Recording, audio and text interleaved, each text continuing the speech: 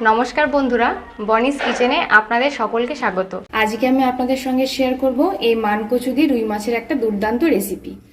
এই মানকচু থেকে খানিকটা কচু আমি ডুমো ডুমো করে কেটে দেখুন লবণ দিয়ে সেদ্ধ করে নিয়েছি। খুব বেশি সেদ্ধ করিনি, হালকা করে একটু ভাপ দিয়ে নামিয়ে নিয়েছিলাম। এখানে আমি 5 পিস রুই মাছ নিয়েছি, লবণ হলুদে খুব ভালো করে মেখে ভেজে নেব।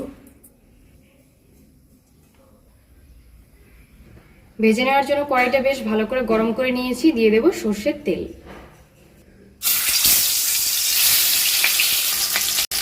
মাছের টুকরোগুলো উল্টে পাল্টে বেশ লাল করে ভেজে নিয়েছি। এবার দেখুন আমি নামিয়ে নিচ্ছি। এবার আমি মাছ ভেজে নেওয়ার তেলের মধ্যে দিয়ে দেব কাঁচা লঙ্কা। এবারে দিয়ে দেব সেদ্ধ করে রাখা কচু টুকরোগুলো। দেখুন খুঁটির সাহায্যে আমি একটু নেড়ে চেড়ে দিচ্ছি। এবার আমি দিয়ে দেব পরিমাণ মতো লবণ, দেব পরিমাণ মতো একটু হলুদ গুঁড়ো, দিয়ে দেব হাফ চামচ পরিমাণ কাশ্মীরি লঙ্কার গুঁড়ো। এবার আমি খুন্তির সাহায্যে নেড়ে চেড়ে খুব ভালো করে মিশিয়ে নেব। কচুগুলো কিন্তু বেশ ভালো করে ভেজেও নেব।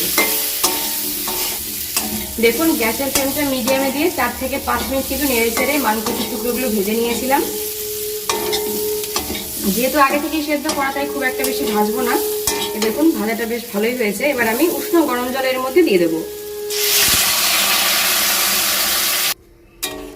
দেখুন বেশ খানিকটা কিন্তু গরম জল আমি দিয়েছি, যেহেতু রান্নাটা একটু ঝোল হবে। জলের পরিমাণটা কিন্তু আপনারা আপনাদের পছন্দ অনুযায়ী দিতে পারেন। এবার আমি গ্যাসের ফ্লেমটা হাইতে দিয়ে 4 থেকে 5 মিনিট কিন্তু ফুটিয়ে নেব। 5 মিনিট গ্যাসের ফ্লেমটা হাইতে দিয়ে ঝোলটা ফুটিয়ে নিয়েছি। এবার আমি ভাজা মাছের টুকরোগুলো দিয়ে দেব।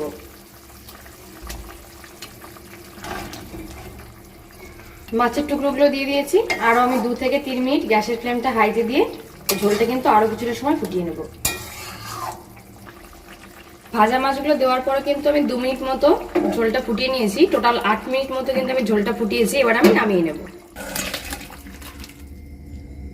এবার আমি তরকারিতে একটা ফোড়ন দিয়ে দেবো। সেজন্য দেখুন কড়াই দিয়ে দিচ্ছি সর্ষের তেল। এবারে দিয়ে দেবো একটা তেজপাতা ও একটা শুকনো লঙ্কা। রান্না করার সময় কিন্তু আপনারা দেখেছেন আমি তরকারিতে তেলটা কিন্তু খুব কম পরিমাণে দিয়েছি। এই ফোড়নের সময় একটুখানি তেল কিন্তু দিচ্ছি। এবার দিয়ে দেবো হাফ চামচ পরিমাণ গোটা জিরে। ফোড়নটার উপর ঢেলে দিচ্ছি এই তরকারিটা। এই ফোড়নটার মধ্যে আমি জিরে ব্যবহার করেছি, আপনারা কিন্তু অনেকে চাইলে এর মধ্যে 5 ফোড়নটার মধ্যে ব্যবহার করতে পারেন।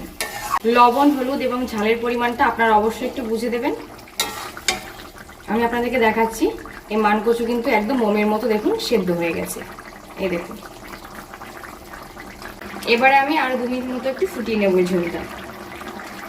2 মিনিট হয়েছে, রান্নাটা খুব ভালো করে কিন্তু তৈরি হয়ে গেছে। সবশেষে আমি এর মধ্যে দিয়ে দেবো ভেজে রাখা জিরের গুঁড়ো। দেখুন ভাজা জিরে গুঁড়োটা দিয়ে দিয়েছি। আমি খুন্তির সাহায্যে হালকা করে একটু নেড়ে চেড়ে মিশিয়ে নিচ্ছি। রান্না কিন্তু একদম কমপ্লিট হয়ে গেছে। এবার আমি নামিয়ে নেব। এই গরমের মরশুমে মানকচু দিয়ে যে কোনো মাছের ঝোল কিন্তু আপনারা করে খেয়ে দেখবেন, ভীষণ ভালো খেতে। আর আজকের রান্নাটা কেমন হলো আমাকে কমেন্ট করে জানাতে ভুলবেন না। ভালো লেগে থাকলে লাইক করবেন, শেয়ার করবেন, আমার চ্যানেলটা সাবস্ক্রাইব করে আমার পাশে থাকবেন। ধন্যবাদ।